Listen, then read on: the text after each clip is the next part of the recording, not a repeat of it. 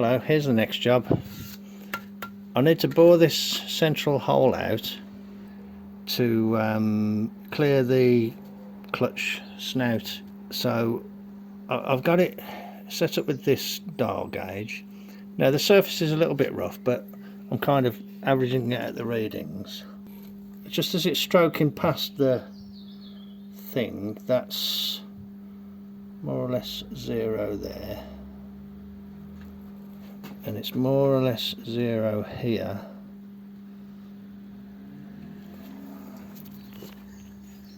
and it's more or less 0 as it's just going past that point there, and it's more or less 0 round at the back. Oh, no, I can't see this, so I'm trusting that it's kind of 0. I've been using a mirror, so I'm going to say that's good enough. So I'm going to lock the table, and I'm going to lock this one as well. So that is centered now. So I'll put my boring head in and see if I can bore it out. Just going to see if I can capture the last little bit of this process. I've got to take this out to just over 106 mil.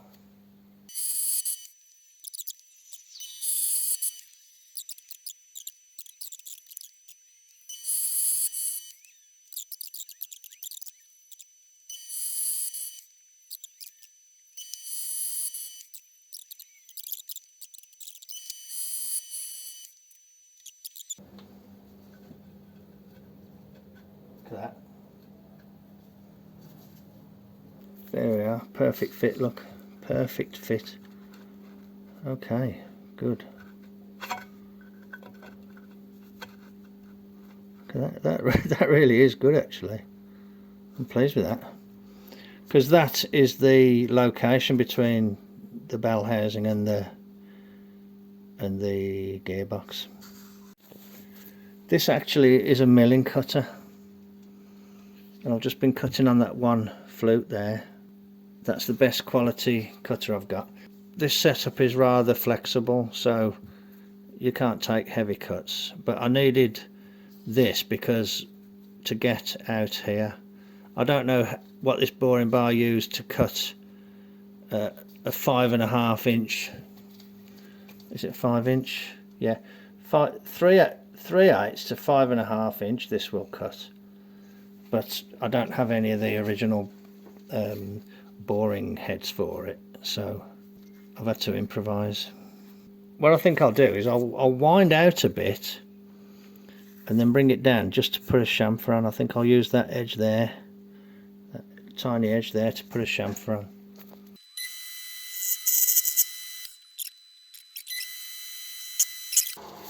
Okay, right, don't mess it up now. Let's just offer that aluminium piece on, see if it fits alright.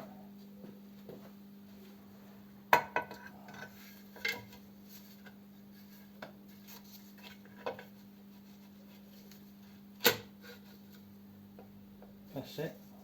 A slight little bit of movement, but that's pretty good actually. Okay, there we are. There's my plate that I machined earlier today. There's my bell housing that I machined yesterday, the face, and I'll just put that face there now, and that goes in here like that.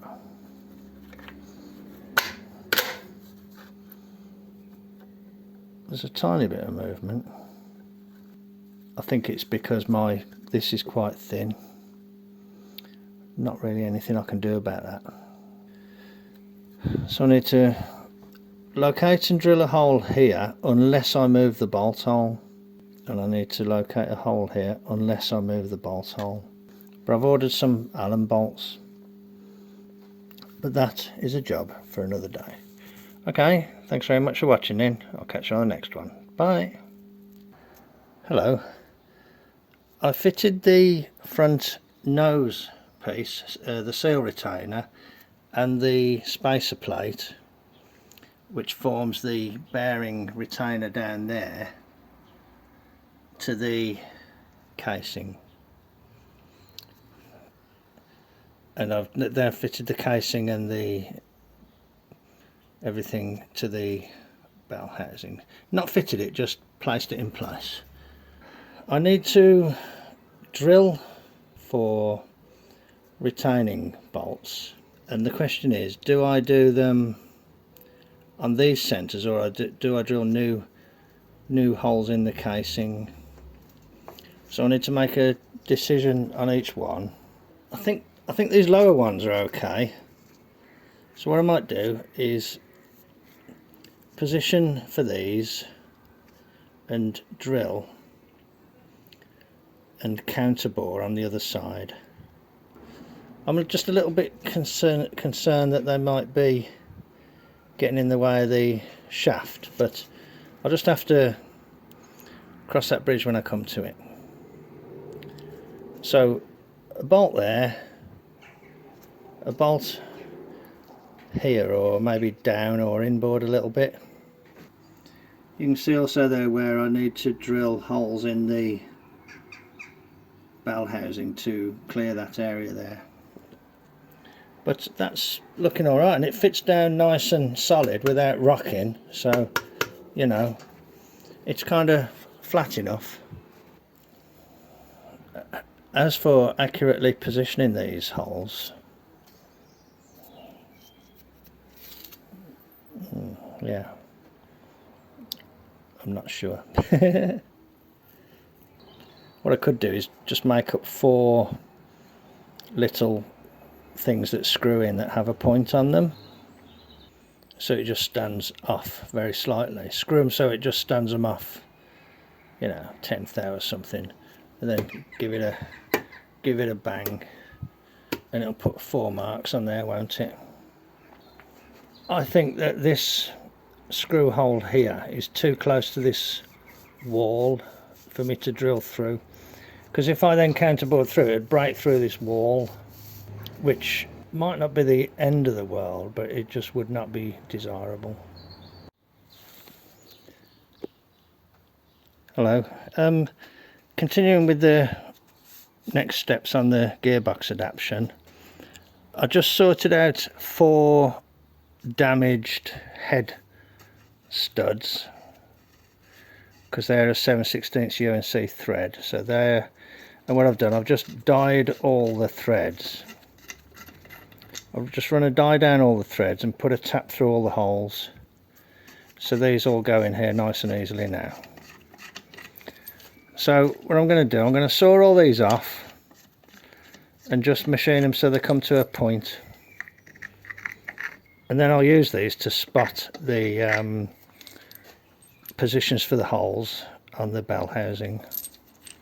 How does that sound for a deal? I just got the pieces in the lathe, and that's the last one. Just use that tool there to kind of face it off and put instead of facing right the way off, I just you know, went so there's a little pip in the middle.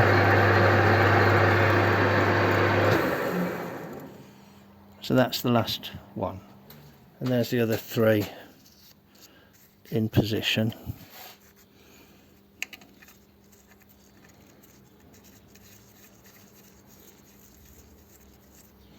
You can't just hold it with your fingernails and wind it. You can buy these things, well, in America you can, and they're a certain shape, and you get to have a little key that winds them in.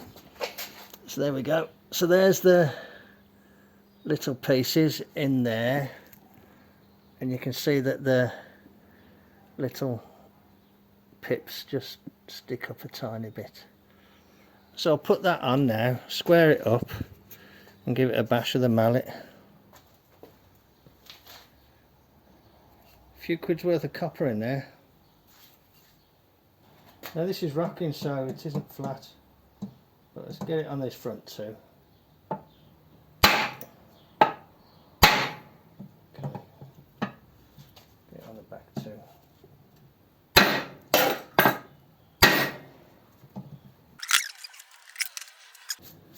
Haha! Excellent. You can tell when I'm being creative. Look at the place. Look at it. Never stop to tidy up. Look, real good impressions. And that'll start a drill now on centre. Good method that, isn't it? And I can save them if I ever need them again. Those little things. And they only took 10 minutes to make from some scrap studs. Okay. I can tell that these are too close to this edge to bolt through. Hello. I've decided to drill and tap some more holes, and from studying the way this feels and the way this feels up here, I've decided that actually that's got quite a lot of meat just there. It's got to be lower though, hasn't it? I decided just to come in tangentially, not tangentially, radially onto this centre line and I've scribed a line there to enable me to do that. I use this, something else I've never used before. It's part of a set that I bought at a Auto Jumble. So I put my little thingy bob in there, align that with it, and kind of scribed down there. You know, when you look from directly above. I know it's a bit hit and miss, but and I've done the same there. I did the same there, so that's quite neat. I'm just feeling, but what I want to do is kind of go 10 mil, a 10 mil hole there. So I'm thinking if I put a piece of something in there, like there's like a 1/4 inch, and then drill and tap the hole a 1/4 inch away, which is 6.35, I can you know, I'll be clear of that hole but not so far away, and hopefully still in some decent metal. So if I just lay that like that, 90 degrees to my scribed line, and then scribe across, and then put a centre pop there and drill and tap there, that'll probably do the job, won't it? So I'll move that to there, and then I'll scribe them both. This one is drilled and tapped. This one is drilled, and I'm about to tap it. This is the setup for tapping. You use this spring-loaded plunger, and it goes in the hole on the end of the tap, and then it keeps it square. I won't tap it like this while I'm filming, but I'll just start it going there. You get the idea. And that keeps it square. And then as you run out of travel, you bring the quill down a bit further like that.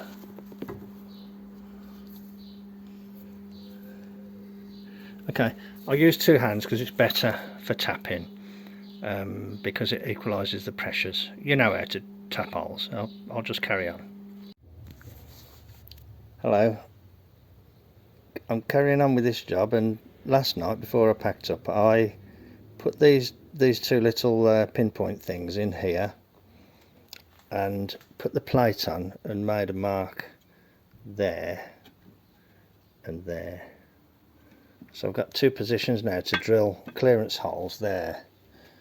And this morning these Allen bolts came in, so they're probably just the right length. Now the thing about an Allen bolt is that the head diameter isn't very big, so on the one hand that's good when you've got, you know, like tight areas to try and get in, but on the other hand it means when you're on a brittle material like cast iron, you're pinpointing the stresses into a certain area, so it's probably a good idea to use a washer or a plate or something to spread the area inside. Okay, so I will carry on and I'll bring you back when there's more to show. I didn't film it, but I've just drilled those 2 holes there. I used this centre drill to just pick up the centre, then that one there, then this one, 11.8 that is. It's, you know, like a clearance on 7/16. 7/16 is approximately 11mm. So there we go, so there's my holes drilled. So what I can do now is assemble it all up, get 2 new marks now on the gearbox bell housing, and drill the holes in the bell housing. Okay, I've put the little stubs in with the little centre point on them, and I just offered it all in, and I rotated the gearbox until, watch, there, it's located in now there, and it's centered in there. So the new positions are here. You can see the old position down there, look. You can see the old position down there, the new positions are there. So I'm just going to hit it now with the hammer, this heavy hammer.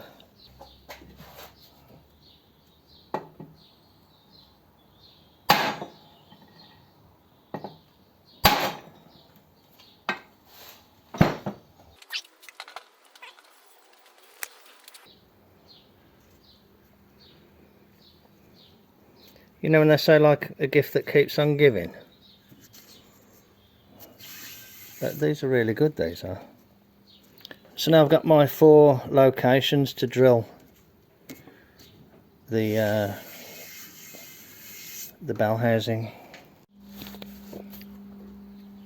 Top tip, don't use a magnetic tray on your milling machine to hold your drills and other little bits and pieces, because when you drill a hole, the drill ends up looking like that. That's not good, is it? Didn't take long to learn that that was a bad idea. Pretty though.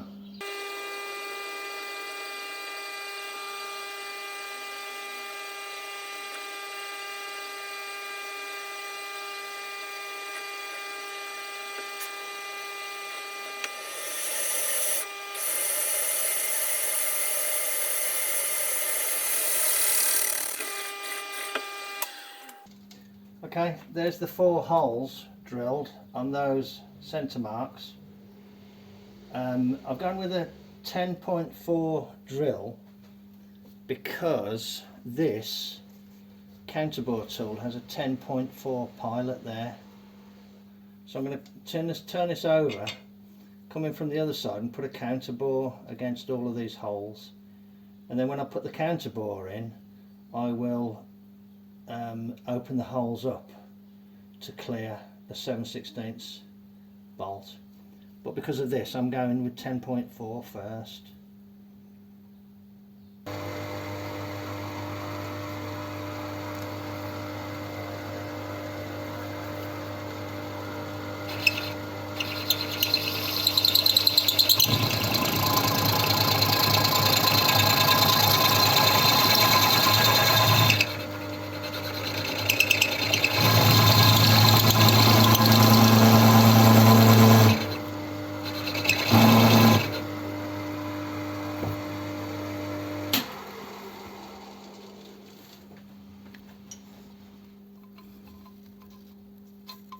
Oh, I need to drill it out, don't I?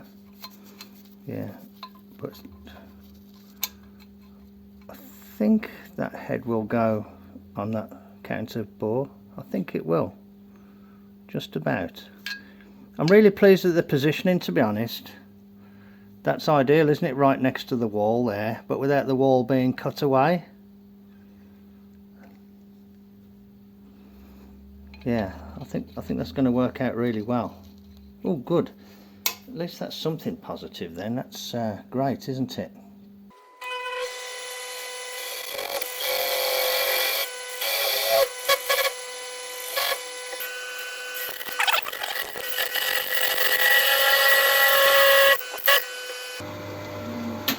So while that's centered up, I might as well send the other drill through.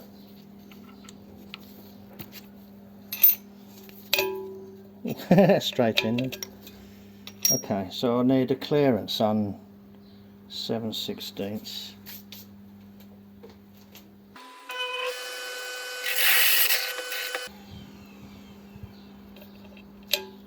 There we go.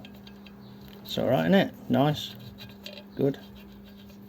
Might make a custom washer just to protect the metal a little bit. Yeah, that's cool, man. That's good. I think that's pretty good. Okay, I'll do this one over here. I'll do the other one, and you don't need to see me do anymore.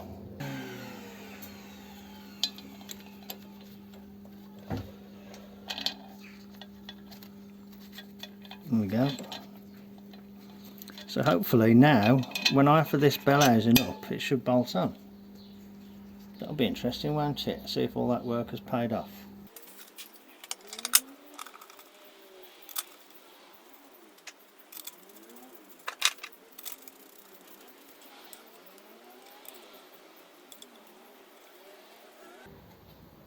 Okay, good.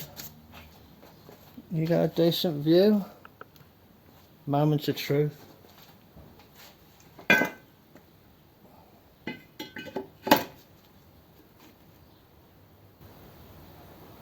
Looking good. Looking good.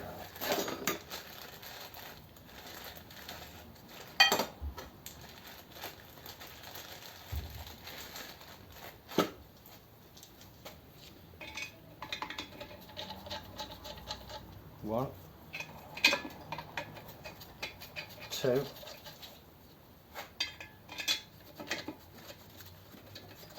three, four. Look at that. Four straight in. Finger tightenable as well. Nothing tight, no misalignment. That's brilliant. Great.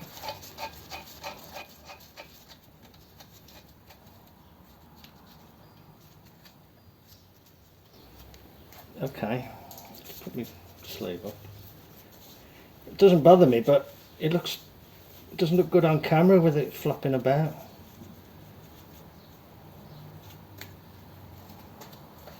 Especially when you're using machine tools. So that's good, isn't it? Look, and they all have tightened up, finger tight.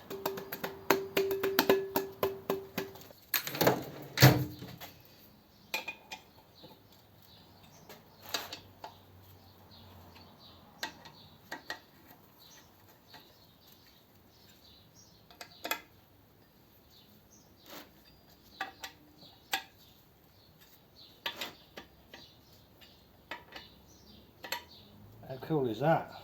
That's brilliant. Well pleased with that. Top tip, look, adjustable spanner.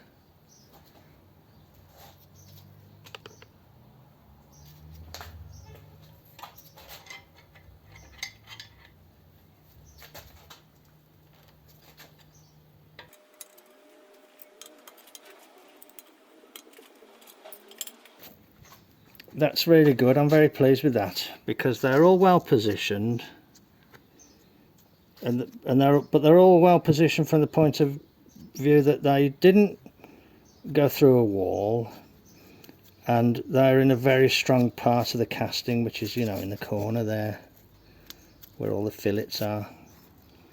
So that's good.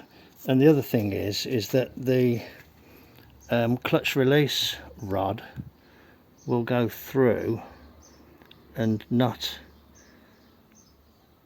touch the bolts. So maybe I can try and find a shaft that will go through there just to prove that point. You would have to remove the shaft to take the bolts in and out, but that's not a problem. Once you replace the clutch release fork pin with a bolt, you can take it in and out at will. I don't think the one from the French one fits. I think this shaft is slightly bigger.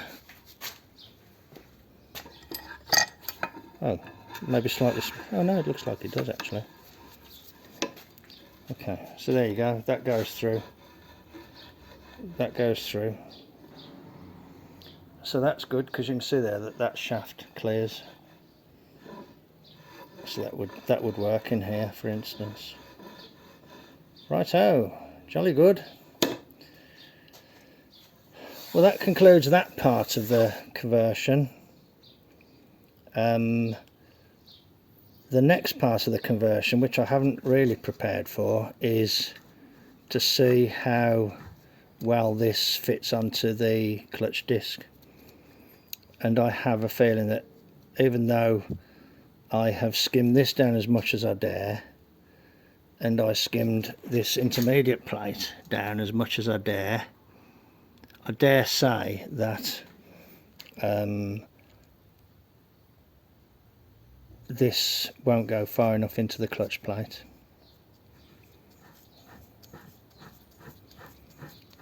So that's another job for another day. But that concludes this part of the job. I'm very pleased with that. I couldn't have wished better for the way that these came out, and I think that drilling new holes in that area there has served me well. Can you imagine that there? I'd have been machining away this wall and would probably have popped through on the other side. Okay, righto, thanks a lot then. I'll catch you on the next one. Bye. Here's the shaft and the adapter. So they go like that. That's it. The end of it, the end just about goes into the bearing.